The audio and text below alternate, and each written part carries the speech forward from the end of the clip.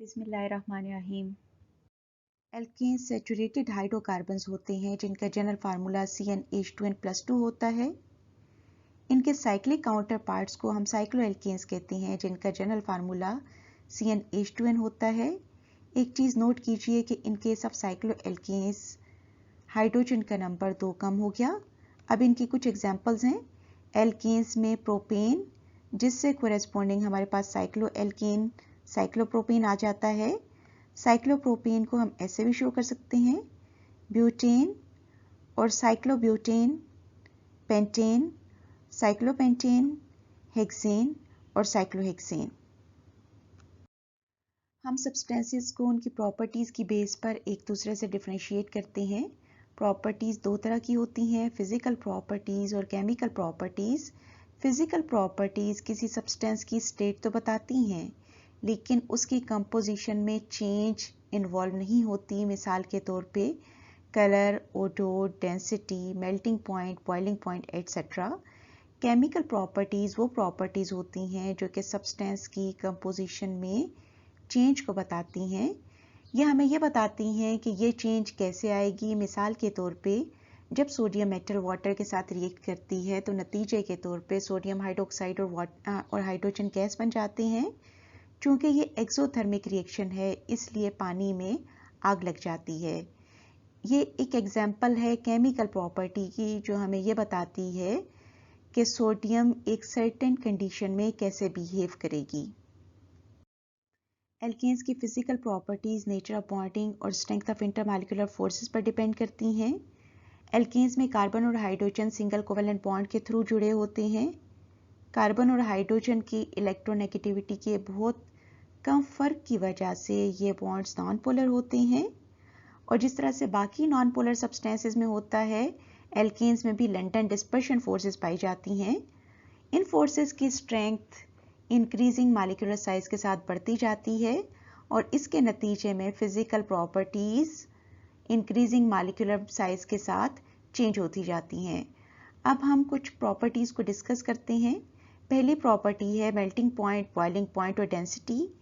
ये तीनों with an increase in molecular mass increase होते जाते हैं। इसकी वजह यह है कि इंक्रीजिंग मॉलिक्यूलर मास या इंक्रीजिंग मॉलिक्यूलर साइज के साथ सरफेस एरिया भी बढ़ता जाता है। सरफेस एरिया बढ़ने से मॉलिक्यूल की लेंथ के अलॉन्ग बहुत सी जगह पर इंटरमॉलिक्यूलर इंटरेक्शंस डेवलप हो जाती हैं और नतीजे के तौर पे मेल्टिंग और बॉइलिंग पॉइंट्स इंक्रीज हो जाते हैं। हम दो एल्केन्स के एग्जांपल लेते हैं, प्रोपेन जिसमें 3 कार्बन एटम्स हैं और पेंटेन जिसमें 5 कार्बन एटम्स हैं। प्रोपेन में चूंकि मॉलिक्यूल का साइज छोटा है, इसलिए दो प्रोपेन मॉलिक्यूल्स के दरमियान वो पॉइंट्स कम हैं जहां पर लंडन डिस्पर्शन फोर्सेस डेवलप हो सकें। नतीजे के तौर पे इन दोनों मॉलिक्यूल्स को सेपरेट करना रिलेटिवली इजी है और यही रीज़न है कि इनके मेल्टिंग और बॉइलिंग पॉइंट कम होते हैं। पेंटेन में मॉलिक्यूलर साइज बड़ा हो जाने की वजह से दो मॉलिक्यूल्स में ज़्यादा पॉइंट्स पर इंटरमॉलिक्यूलर फोर्सेस डेवलप हो सकती हैं।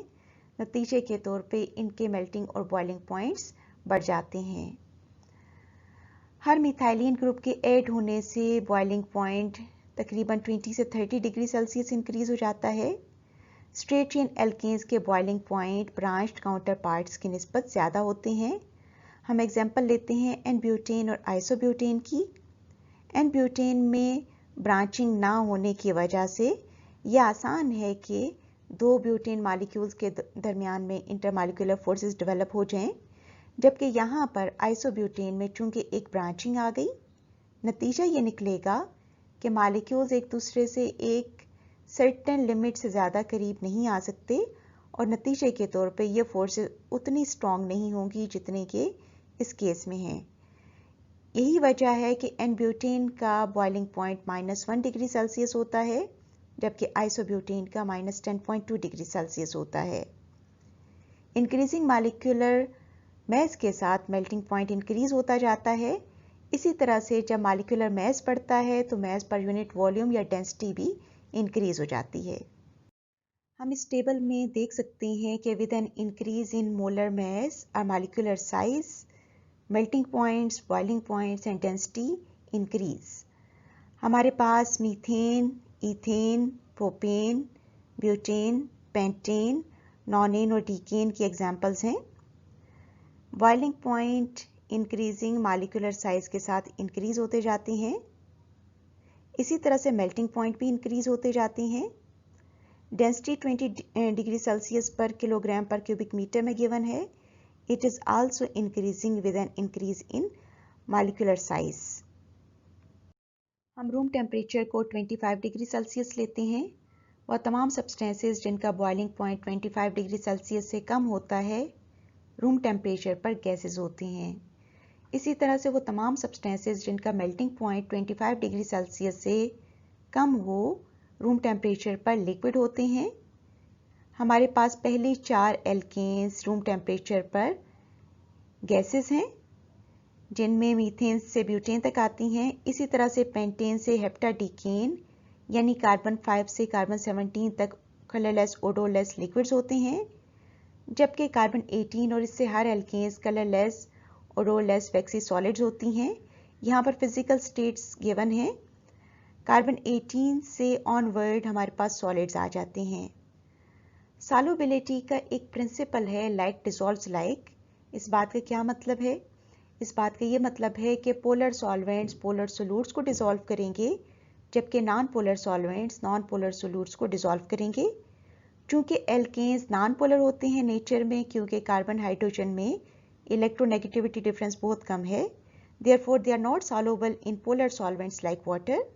और ये नॉन पोलर सॉल्वेंट्स जैसा कि बेंजीन, ईथर, कार्बन टेट्राक्लोराइड हैं, इनमें डिसॉल्व हो जाते हैं। लेकिन जैसे जैसे एल्केन्स का साइज इंक्रीज होता जाता है इनकी सॉल्युबिलिटी डिक्रीज होती जाती है, क्योंकि लार्ज मॉलिक्यूल्स प्रेफर नहीं करते कि वो डिसॉल्व हों। एल्केन्स सिंपलेस्ट ऑर्गेनिक कंपाउंड्स हैं जिनमें कार्बन और हाइड्रोजन सिंगल बॉन्ड्स के थ्रू जुड़े होते हैं।